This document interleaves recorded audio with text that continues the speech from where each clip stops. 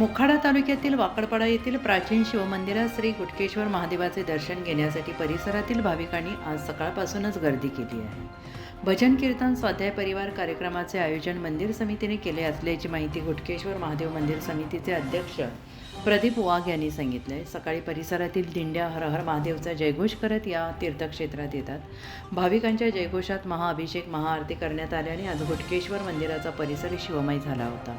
हे तीर्थक्षेत्र प्राचीन काळापासूनचे आहे. महाराष्ट्र शासनाच्या तीर्थक्षेत्र विकास योजनेतून या ठिकाणी अनेक विकास कामे करण्यात आली असल्याची माहिती समितीचे अध्यक्ष प्रदीप वाघ यांनी दिली आहे.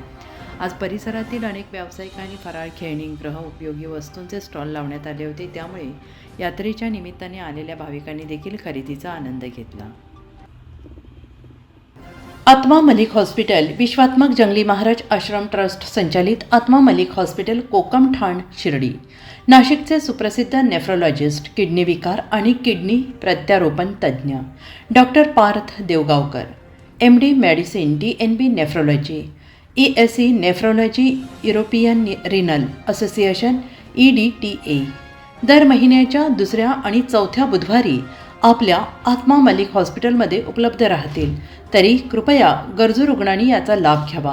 किडनी संबंधित विकारांची लक्षणे खालीलप्रमाणे: सकाळी उठल्यावर डोळ्याभोवती सूज येणे, चेहऱ्या किंवा पायावर सूज येणे, रक्तदाब किंवा मधुमेहाचा किडनी विकार, तरुणपणी उच्च रक्तदाब, रक्तातील युरिया क्रिएटिनचे प्रमाण वाढणे, लघवीमध्ये रक्त किंवा प्रोटीन जाणे, लघवी करताना त्रास होणे. शिर्डी कोपरगाव रोड, कोकमठाण, कोपरगाव. नंबर